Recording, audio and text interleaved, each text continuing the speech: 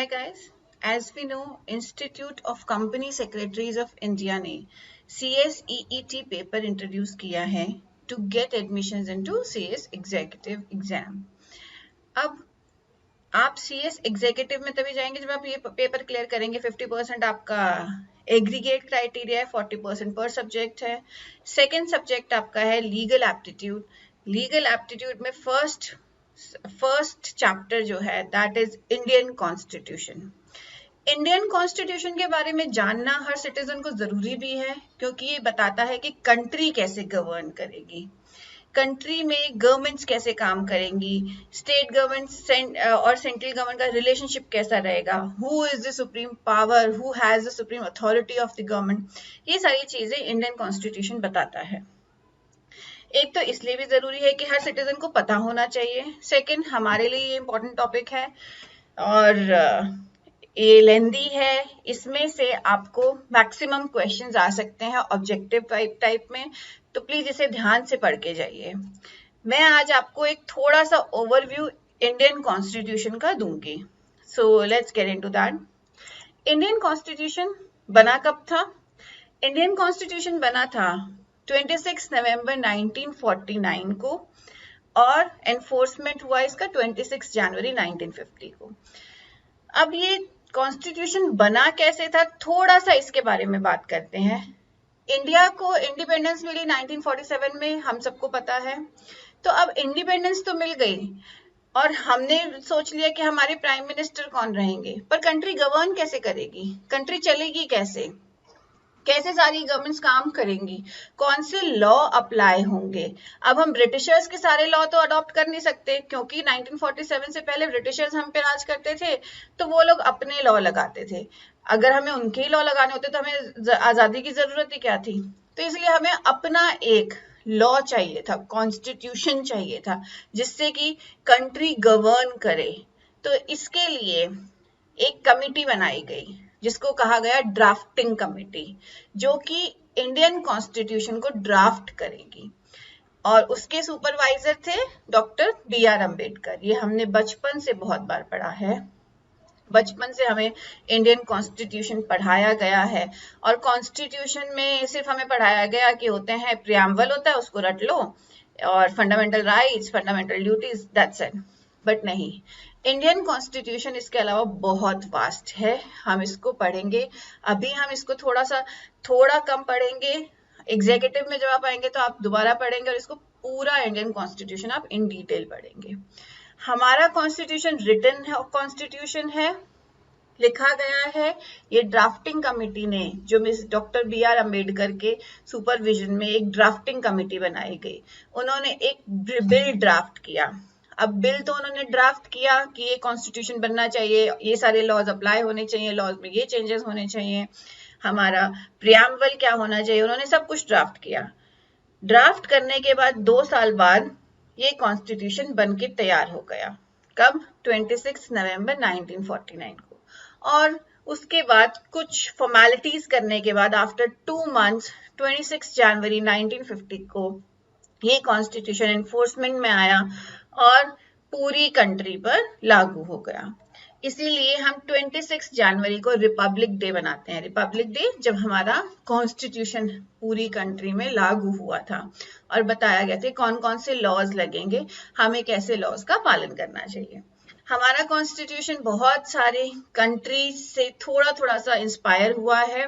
Maximum ये British constitution से inspire हुआ है. ब्रिटिशर्स हमारे यहाँ राज करते थे तो मैक्सिमम यहाँ वहां से इंस्पायर हुआ है. हमने उनके ही कुछ लॉज को अडॉप्ट कर लिया, जैसे कि इंडियन कॉन्ट्रैक्ट एक्ट को हमने एज इट इज ले लिया, टॉट के कुछ फीचर्स लिए, बहुत सारे एक्ट्स के, कंपनीज एक्ट के भी कुछ फीचर्स लिए गए हैं. तो बहुत सारे एक्ट्स के कुछ फीचर्स ब्रिटिशर्स से लिए गए हैं. अब मैं आपको थोड़ा सा बताती हूँ कि इंडियन कॉन्स्टिट्यूशन में है क्या, इंडियन कॉन्स्टिट्यूशन बताता क्या है. इंडियन कॉन्स्टिट्यूशन को 3 पार्ट्स में डिवाइड किया गया है, लेजिस्लेटिव, एग्जीक्यूटिव एंड जुडिशरी. अब ये तीनों है कौन? लेजिस्लेटिव्स आर द लॉ मेकर्स. अब अगर आप किसी कंट्री को गवर्न करना चाहते हैं तो सबसे पहले लॉ बनाने वालों की जरूरत पड़ती है. कॉन्स्टिट्यूशन बना, डॉक्टर BR अम्बेडकर ने अपनी एक कमेटी बनाई, उसमें लॉ मेकर्स ने लॉज बनाए, या तो उन्होंने अडॉप्ट किए या फिर उन्होंने नए लॉज बनाए. तो लॉ मेकर्स की जरूरत पड़ती है। हाँ, अब उन्होंने तो बनाकर दे दिया हमारा कॉन्स्टिट्यूशन, उसके बाद 1950 से 2020 तक क्या कुछ चेंजेस नहीं हुए मार्केट में?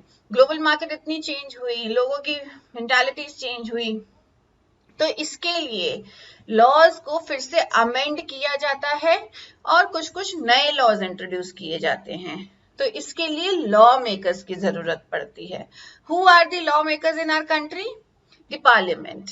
पार्लियामेंट सेंट्रल लेवल पे काम करती है और स्टेट लेवल पे स्टेट गवर्नमेंट्स काम करती हैं। वो मैं आपको थोड़ा सा आगे ब्रीफ में बताती हूँ। तो ये तो हो गए लॉ मेकर्स, जिन्होंने लॉ लिख दिया।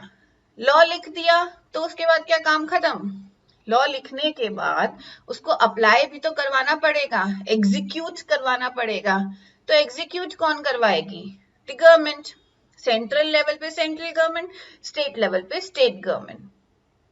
तो दो लोग हो गए, एक तो लेजिस्लेटिव्स जिन्होंने लॉ लिखा, पार्लियामेंट में बैठे हुए लोग, लोकसभा राज्यसभा में बैठे हुए लोग, और दूसरे हो गए एग्जीक्यूटिव जो कि गवर्नमेंट है। गवर्नमेंट के लोग लॉ लागू करवाते हैं। जो भी रूलिंग पार्टी होती है वो गवर्नमेंट मानी जाती है और उसके लोग लॉ को लागू करवाते हैं, एग्जीक्यूट करवाते हैं। थर्ड है जुडिशरी। लॉ एग्जीक्यूट उन्होंने करवा दिया, पर वो एक एक बंदे को जाकर चेक थोड़े ना करेंगे कि लॉ आप फॉलो कर रहे हैं या नहीं कर रहे हैं। अगर लॉ को फॉलो नहीं कर रहे हैं तो उसकी कंप्लेंट कहाँ की जाए? ठीक है, पुलिस, उन्होंने कहा कि पुलिस सब पे ध्यान रखेगी कि लॉ अप्लाई हो, बट किसी ने लॉ को ब्रेक किया, लॉ के प्रोविजंस को फॉलो नहीं किया, तो कहां पर जाकर आप अपना उसके लिए केस फाइल करेंगे? जुडिशरी में।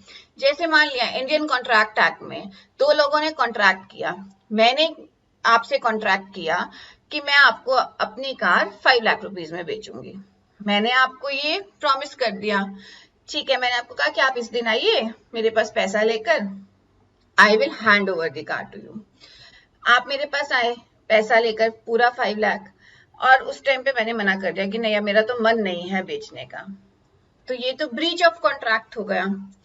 तो इस काइंड ऑफ कॉन्ट्रैक्ट में जब ब्रीच हो जाता है तो सीधा भागे भागे गवर्नमेंट के पास नहीं जाएगा दूसरा पर्सन, कहाँ जाएगा? जुडिशरी के पास, जो कि लॉ को अप्लाई करवाएगा। इनको बोलते हैं लॉ इंटरप्रेटर। इंटरप्रेटर का मतलब होता है जो इंटरप्रेट कर सके कि लॉ में लिखा क्या है। लॉ मेकर्स ने लॉ बनाते टाइम क्या सोचकर वो लॉ बनाया था, उसको इंटरप्रेट करने के लिए कुछ लोग असाइन किए गए हैं। वो लोग जुडिशरी में बैठते हैं। जुडिशरी में जजेस भी होते हैं, लॉयर्स भी होते हैं। ये based on the sections and laws बताते हैं कि क्या कहना चाहता है लॉ मेकर, और बेस्ड ऑन दी जजमेंट्स, जो पुरानी लैंडमार्क जजमेंट्स दी गई हैं, बेस्ड ऑन दैट ऑल्सो ये लोग इंटरप्रेट करते हैं लॉ को कि लॉ कहना क्या चाहता है। ये हर तरीके के लॉ को इंटरप्रेट करते हैं। अब हम थोड़ा सा इन डिटेल पढ़ते हैं इन तीनों पार्टीज को। Who are the legislators? Law makers मैंने आपको कहा जो लॉ बनाते हैं। लॉ बनाने वाले होते हैं दो लेवल पे, एक सेंट्रल लेवल पे, एक स्टेट लेवल पे। अब आप कहेंगे नहीं, सेंट्रल लॉ ही हर जगह लागू होता है। ऐसा नहीं है, कुछ कुछ स्टेट्स अपने अलग अलग लॉ बना सकती हैं। जैसे कि आपने देखा है गुजरात में लिकर बैन है, बट दिल्ली, महाराष्ट्र, यूपी, इन सब जगह पर लिकर बैन नहीं है। Liquor can be easily sold.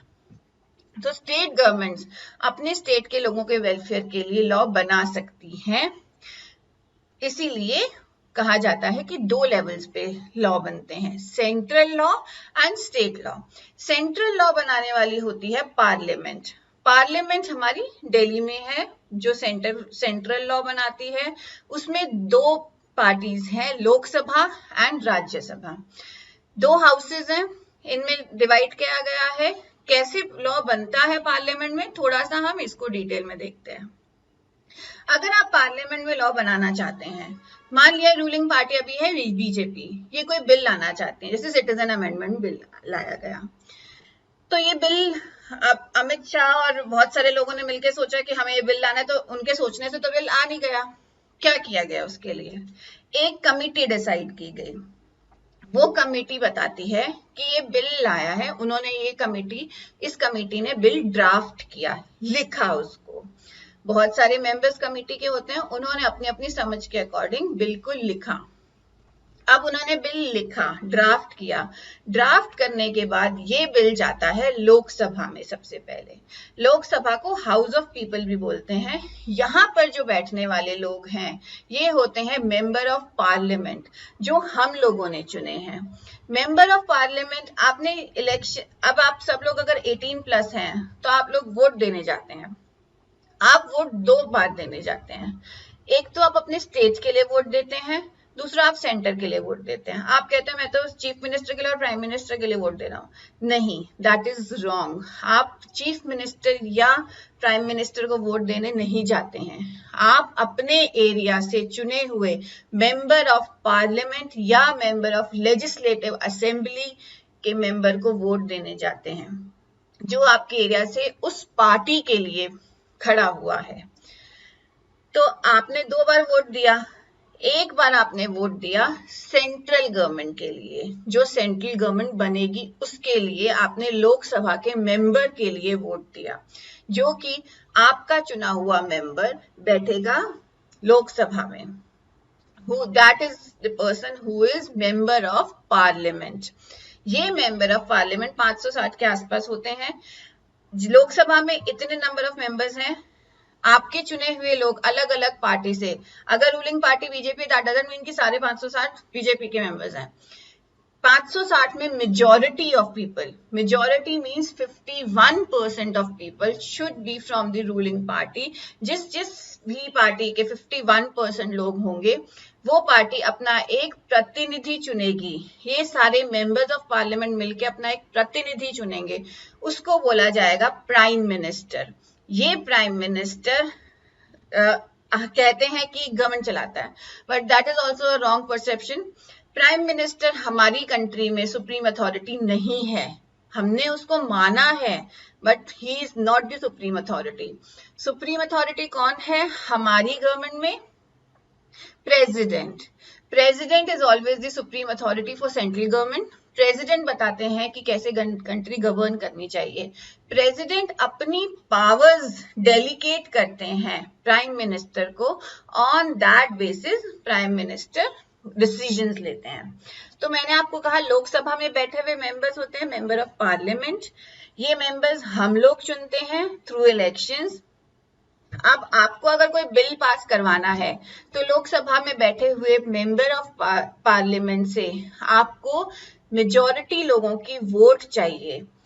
Majority से अगर वो बिल लोकसभा में पास हो गया, मेजॉरिटी ऑफ लोगों ने यस कर दिया उसको पास करने के लिए, अपनी एसेंट दे दी, तो ये बिल जाएगा राज्यसभा में।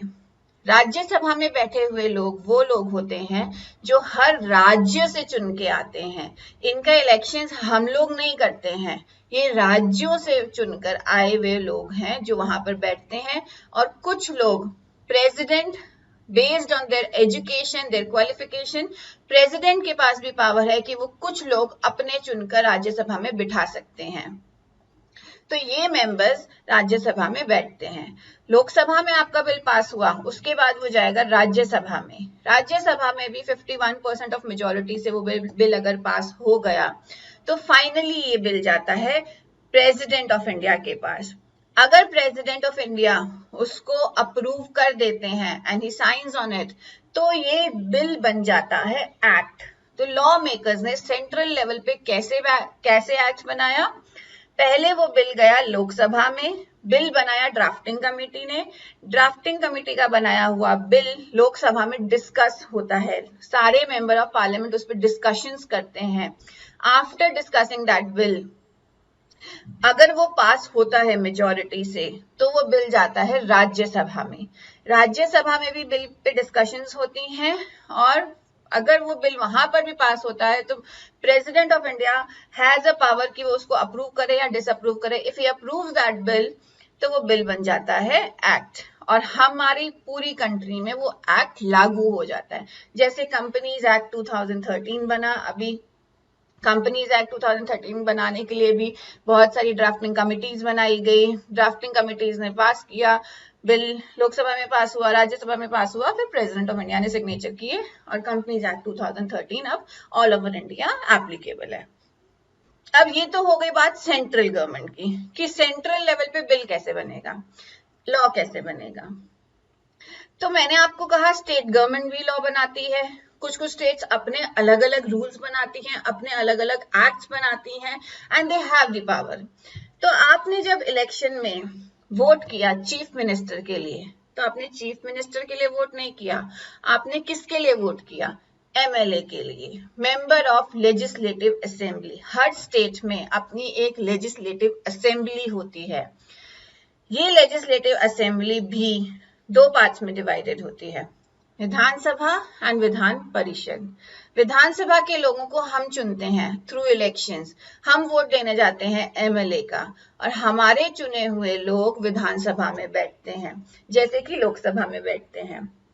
विधानसभा में बैठे हुए लोगों को पावर है कि वो कोई भी बिल 51% ऑफ मेजोरिटी से पास करें और विधान परिषद के पास जाएगा। और उसके बाद स्टेट में सुप्रीम अथॉरिटी कौन होता है, he is not the chief minister of that state, he is the governor of that state. जो हमने देखा है कि दिल्ली गवर्नमेंट में एलजी और सीएम लड़ाई करते हैं कि एलजी सीएम कहते हैं हमें कोई रूल नहीं लागू करने देते। So there is a difference of opinion, पर यहाँ पर सुप्रीम अथॉरिटी कौन है, गवर्नर। गवर्नर बताते हैं कि कैसे कंट्री कैसे वो स्टेट गवर्न करना चाहिए, चीफ मिनिस्टर को वो अपनी पावर डेलीगेट करते हैं। तो यहाँ पर स्टेट लेवल पे बिल कैसे बना, विधानसभा में बिल पास हुआ 51% मेजोरिटी से, then it goes to Vidhan Parishad, फिर गवर्नर उसको अप्रूव करते हैं, उस पर साइन करते हैं और वो बिल एक्ट बन जाता है। अब हमने देखा सेंट्रल लेवल पे बिल बनता है, स्टेट लेवल पे एक्ट बनता है, पर क्या किसी और तरीके से एक्ट नहीं बन सकता? Yes, there is one more method. President अपना ऑर्डिनेंस ला सकते हैं। अब ये प्रेसिडेंट अपना ऑर्डिनेंस कब लाएंगे? हमें ये पता है कि जो मेंबर ऑफ पार्लियामेंट है लोकसभा में सेशंस में बैठते हैं, ये पूरा साल वहां नहीं बैठ के काम करते, इनके सेशंस होते हैं, summer session, winter session, autumn session. तो अगर कोई ऐसी सिचुएशन अराइज होती है कि पार्लियामेंट सेशन में नहीं है और एक लॉ लाना, नया लॉ लागू करवाना सिटीजन्स के लिए कंपलसरी है, तो ऐसे टाइम पर क्या हम सेशन का वेट करेंगे? क्योंकि अगर हमने वेट किया तो तब तक तो सिचुएशन बहुत ज्यादा बदल सकती है। इसके लिए president has been given a power under the constitution of India कि वो एक ऑर्डिनेंस ला सकते हैं। ये ऑर्डिनेंस लागू होता है कंट्री में फॉर दैट पीरियड जब तक वो पार्लियामेंट सेशन में नहीं आती है। जैसे ही सेशन स्टार्ट होता है, मान लिया 10 दिन बचे हैं पार्लियामेंट को सेशन में आने में, तो ये ऑर्डिनेंस जो बनाया है प्रेसिडेंट ने, ये लागू हो जाएगा कंट्री में, सिटीजन्स को ये मानना पड़ेगा। आफ्टर 10 डेज जब वो पार्लियामेंट सेशन में आती है तो उस बिल पे जो भी ऑर्डिनेंस लाया गया उस पर डिस्कशंस होंगी मेंबर ऑफ पार्लियामेंट्स की, और ये मेंबर्स मिलकर डिसाइड करेंगे कि ये ऑर्डिनेंस एक्ट बनना चाहिए या नहीं बनना चाहिए। अगर तो ये मेंबर ऑफ पार्लियामेंट में ये वो जो प्रोसीजर मैंने आपको बताया उसमें अप्रूव हो जाता है तो ये ऑर्डिनेंस लॉ बन जाता है, अदरवाइज ये ऑर्डिनेंस अबॉलिश हो जाता है। सो वी हैव 3 पीपल जो लोग लॉ बना सकते हैं। एक तो स्टेट लेवल पे state legislative assembly, central level पे parliament, and sometimes in some cases president also has the power कि वो अपना लॉ, अपना एक ऑर्डिनेंस ला सके इन सिचुएशंस। वो सिचुएशंस डिपेंड करती हैं कि कंट्री में कैसे सिचुएशंस चल रही हैं। अब ये जो एक्ट्स बने हैं ये कहीं ना कहीं लिखे भी गए होंगे। जो सेंट्रल गवर्नमेंट ने एक्ट बनाए हैं सेंट्रल लेवल पे, ये एक्ट ये लिखे गए हैं लिस्ट 1 में। लिस्ट में डिवाइड हुआ है लेजिस्लेटिव। आप अगर कभी देखेंगे, अगर आप देखना चाहें कि हाँ कौन कौन से एक्ट लगते हैं, तो ये लिस्ट अवेलेबल है गवर्नमेंट ऑफ इंडिया की साइट पे। List 1 is for central government, जो सेंट्रल गवर्नमेंट एक्ट बनाती है, इसमें 97 आइटम्स हैं। लिस्ट 2 में स्टेट गवर्नमेंट एक्ट बनाती है, इसमें 61 आइटम है। और third list is concurrent list. Concurrent list में सेंट्रल और स्टेट गवर्नमेंट दोनों एक्ट बना सकते हैं।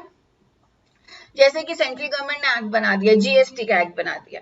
अब हर स्टेट में जीएसटी के रेट्स अलग अलग हो सकते हैं कि स्टेट गवर्नमेंट कहेगी कि नहीं मुझे तो वो क्रेडिट चाहिए इनपुट क्रेडिट दिया जाता है, एक इनपुट टैक्स क्रेडिट की मुझे वो चाहिए, तो उसके लिए मैं अलग से लॉ लाऊंगी, तो वो ला सकते हैं उस एक्ट में।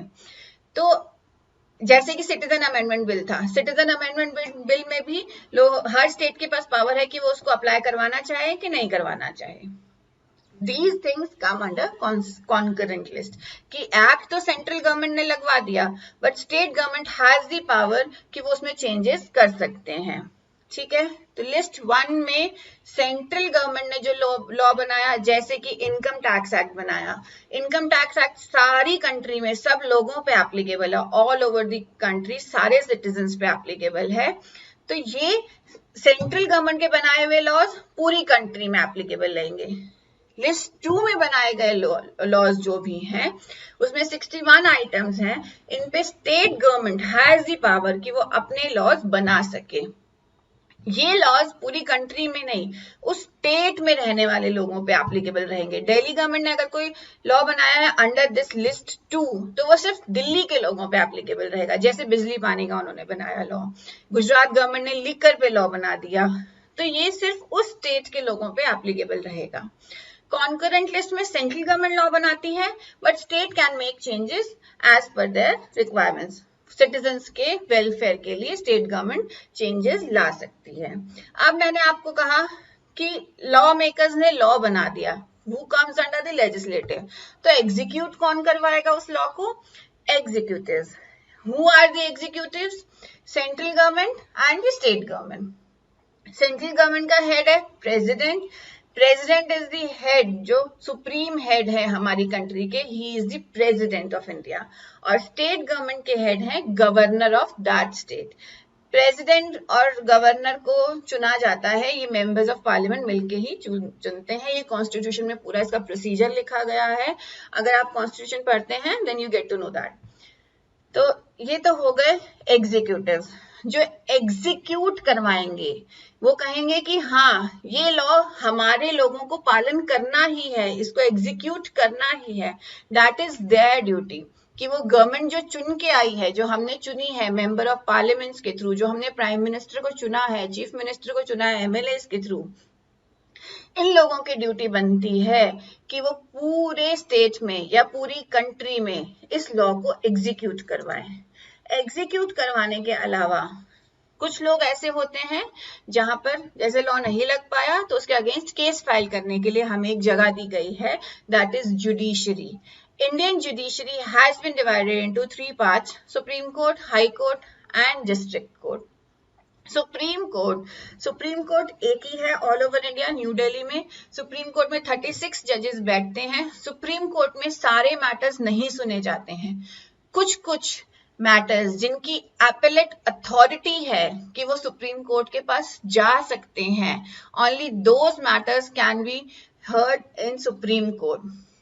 सुप्रीम कोर्ट में सिर्फ एपेलेट मैटर सुने जाते हैं और सारे एपेलेट मैटर्स नहीं सुने जाते हैं। अगर आपके एक्ट में लिखा है कि ये वाला मैटर सुप्रीम कोर्ट के पास अपील किया जा सकता है, then only you can go and file an appeal in the supreme court area. और कुछ रिट्स हैं, रिट्स के बारे में आप इसी चैप्टर में आगे पढ़ेंगे। रिट्स जाननी हर इंसान के लिए बहुत जरूरी है। 5 रिट्स हैं इंडिया में जो लागू होती हैं। ये रिट्स भी कुछ रिट्स हैं जो कि सुप्रीम कोर्ट में आप सुनी जाती हैं, आप अप्लाई कर सकते हैं फॉर दैट रिट। इसके बाद आता है हाई कोर्ट। हाई कोर्ट हर स्टेट की अपनी अलग हाई कोर्ट होती है। हाई कोर्ट्स में मैटर एपेलेट मैटर ही जाते हैं, इसमें भी आप डायरेक्टली नहीं जा सकते। अगर आपके डिस्ट्रिक्ट कोर्ट में कोई डिसीजन दिया गया और दोनों पार्टी उस डिसीजन से अग्री नहीं करती हैं, then you can file an appeal to the high court of that state. हर स्टेट की अलग है, दिल्ली की अपनी है। अगर आप हरियाणा में जाएं तो हरियाणा की हाई कोर्ट चंडीगढ़ में है। तो एक ही जगह पर पूरे स्टेट की हाई कोर्ट होती है। इस हाई कोर्ट में एपेलेट मैटर्स सुने जाते हैं, प्लस कुछ रिट ज्यूरिसडिक्शन दी गई हैं। कुछ रिट्स हैं जो यहाँ पर भी सुनी जाती हैं। रिट्स में आपको बता देती हूँ थोड़ा बहुत। अगर आपके फंडामेंटल राइट्स को कोई हार्म कर रहा है, तो आप उसके अगेंस्ट जाकर रिट फाइल कर सकते हैं, इधर इन हाई कोर्ट और सुप्रीम कोर्ट। ये रिट्स आपको आगे पढ़ाई जाएंगी, which is a very important topic, ये आपको पढ़ना चाहिए। डिस्ट्रिक्ट कोर्ट्स, डिस्ट्रिक्ट कोर्ट्स हर जगह होती हैं, हर डिस्ट्रिक्ट में डिवाइडेड होती हैं। अगर किसी को भी कोई डिस्प्यूट है दो पार्टीज में, they can directly go to the district court, file a case, उनका केस वहां सुना जाता है, जजेस सुनते हैं, मजिस्ट्रेट्स भी वहां पर बैठते हैं, वो लोग उनके केसेस सुनते हैं, एक डिसीजन दिया जाता है। आपको अगर डिसीजन नहीं पसंद आया, you can always file an appeal against the decision of district court to the high court. High court में सारे अपीलेट मैटर्स जरूर सुने जाते हैं, उनकी डेट्स दी जाती हैं। जुडिशरी, एक तो जुडिशरी देने का काम करता है कि भाई डिसीजन दे दिया, दोनों पार्टीज में डिस्प्यूट था, दोनों पार्टीज को ये काम करना पड़ेगा। प्लस इंटरप्रेटर का काम भी जुडिशरी करती है, जो लॉ मेकर्स ने लॉ लिखा है उसको, लॉ को लिखने के पीछे इंटेंशन क्या है, किस इंटेंशन से वो लॉ लिखा गया था, उसको इंटरप्रेट करने का काम भी जुडिशरी करती है। जुडिशरी में जजेस भी इंटरप्रेट करते हैं बेस्ड ऑन दी जजमेंट्स, जो लैंडमार्क जजमेंट्स कही जाती हैं। ये लैंडमार्क जजमेंट्स आप बहुत सारी पढ़ेंगे, कंपनी लॉ में पढ़ेंगे और कॉन्ट्रैक्ट में भी पढ़ेंगे, टॉर्ट में भी पढ़ेंगे, बहुत सारे एक्ट्स में लैंडमार्क जजमेंट्स के बेसिस पे कुछ डिसीजंस लिए गए हैं और उनको आगे फॉलो किया जाता है। अगर लैंडमार्क जजमेंट जैसा ही कोई अगला मैटर आता है तो उसके बेसिस पे डिसीजन दिया जाता है। एक तो हो गए हमारे जजेस जो इंटरप्रेट करेंगे, दूसरा हमारे लॉयर्स होते हैं। लॉयर्स भी इंटरप्रेटर का ही काम करते हैं। लॉ आपने लिख दिया, पर एज ए नॉर्मल पर्सन जब तक आप उस लॉ को पढ़ेंगे नहीं, उसको समझेंगे नहीं, तब तक आपको समझ में नहीं आएगा। इसीलिए कोई भी डिस्प्यूट होता है तो हम फटाफट लॉयर के पास भागते हैं, because he can interpret the law.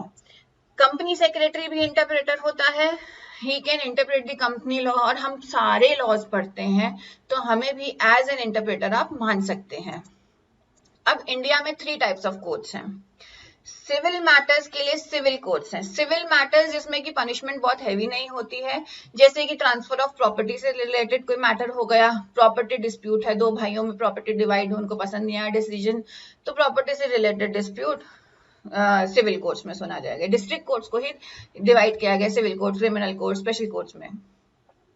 Tort के मैटर्स हैं, टॉर्ट भी आप इसी में ही पढ़ेंगे, CSEET में टॉर्ट भी है, टॉर्ट आप पढ़ेंगे इन डिटेल, कॉन्ट्रैक्ट भी पढ़ेंगे। इनके मैटर्स भी सिविल कोर्ट में जाते हैं, जहां की पनिशमेंट बहुत ज्यादा स्ट्रिंजेंट नहीं होती है। क्रिमिनल कोर्ट्स, क्रिमिनल कोर्ट्स में क्रिमिनल मैटर्स जाते हैं, जैसे कि मर्डर, डेकॉइट, रेप, ये इस तरीके के मैटर्स क्रिमिनल कोर्ट्स में जाते हैं, इनकी वहां पर सुनवाई होती है। और कुछ कुछ स्पेशल कोर्ट्स भी होते हैं। अब हमने कहा कि ये स्पेशल कोर्ट्स की जरूरत क्यों है, मैं मान लिया सिविल कोर्ट्स हैं, क्रिमिनल कोर्ट्स हैं, अब कोर्ट्स के पास इतने मैटर्स होते हैं, प्रॉपर्टी डिस्प्यूट्स इतने होते हैं, इतने क्रिमिनल मैटर्स होते हैं, कोर्ट्स बहुत बिजी रहती हैं, तो कुछ कुछ जो स्पेशल मैटर्स हैं, जैसे कंपनी लॉ से रिलेटेड मैटर है, कंपनीज ने कोई रूल्स नहीं फॉलो किया, कंपनीज एक्ट को नहीं फॉलो किया, कंज्यूमर डिस्प्यूट से रिलेटेड कोई मैटर है, सेबी से रिलेटेड कोई मैटर है, तो ये सारे मैटर्स के लिए स्पेशल कोर्ट्स ही बनाई गई हैं, क्योंकि इनसे रिलेटेड मैटर्स भी बहुत सारे आते हैं, बहुत सारी इंडिया में कंपनीज हैं।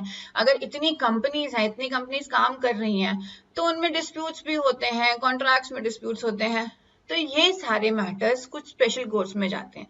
कंपनी लॉ रिलेटेड मैटर्स जाते हैं NCLT के पास, NCLT national company law tribunal, और इसकी अपील भी फाइल होती है NCLAT के पास, national company law appellate tribunal. अगर आपका लिस्टिंग कंपनी है, उसके मैटर्स जाते हैं सेबी के पास और सैट के पास, SAT is the appellate authority. Arbitrator है तो आर्बिट्रेशन के मैटर्स उसमें जाते हैं। आर्बिट्रेशन मींस दो पार्टीज में डिस्प्यूट हो गया, जैसे कि अनिल अंबानी और मुकेश अंबानी में डिस्प्यूट हो गया, तो डिस्प्यूट को जो विचोलिया कहते हैं हम जिसको, कि ये दोनों में सुलह करवाएगा रिलेटेड टू देयर मैटर। अगर आपको सुलह करवानी है तो वो जो आर्बिट्रेटर होता है, उसके लिए भी एक आर्बिट्रेशन एंड कैंसिलेशन कोर्ट बनाई गई है, वहां पर जाके आप अपने मैटर्स को आर्बिट्रेट करवा सकते हैं। तो ये कंज्यूमर कोर्ट है। आपने जूता खरीदा, आपको लगता है कि आपके साथ कुछ धोखाधड़ी हुई जूता खरीदते टाइम, या तो आपको नकली सामान बेच दिया गया या बहुत हैवी प्राइस चार्ज किया गया। यू कैन, अगर आपके बर्गर में कीड़ा आ गया तो आप उसके लिए भी कंज्यूमर कोर्ट में जाकर केस फाइल कर सकते हैं। दीज आर दी कोर्ट्स जहां पर ये स्पेशल कोर्ट्स होती हैं। यहाँ पर लॉयर्स नहीं, हम जैसे लोग सीएस, CWA ये सब जाकर मैटर्स को अपना पेश करते हैं जजेस के सामने। वहां पर भी जजेस की भी एक क्राइटेरिया होता है, उसके बेसिस पे जजेस बैठते हैं। तो इन स्पेशल कोर्ट्स में भी मैटर्स डिसॉल्व होते हैं। तो इंडिया में 3 टाइप्स के कोर्ट्स हैं, civil courts, criminal courts, special courts. इन तीनों टाइप के कोर्ट्स में तीनों टाइप के मैटर्स सुने जाते हैं। This is the judiciary. अब ये तो हो गया इंडियन कॉन्स्टिट्यूशन का थोड़ा सा ओवरव्यू। इंडियन कॉन्स्टिट्यूशन सिर्फ अभी स्टार्ट हुआ है, खत्म नहीं हुआ है। इसमें आगे बहुत कुछ है जो आपको पढ़ना है। इंडियन कॉन्स्टिट्यूशन बहुत इंपॉर्टेंट टॉपिक है जिससे आपको बहुत सारे क्वेश्चंस आ सकते हैं, तो इसको प्लीज ध्यान से पढ़िए। अगर आपको मेरा वीडियो पसंद आया है then please subscribe to my channel and press the bell icon अगर आपको और भी वीडियोस के बारे में इंफॉर्मेशन चाहिए। If you have any query related to company secretary course, whether it is CS, EET, CS executive, professional, you can always contact us on the email ID given and you can always reach me. आप और भी videos देखिए, आपको बहुत knowledge मिलेगी। Thank you so much.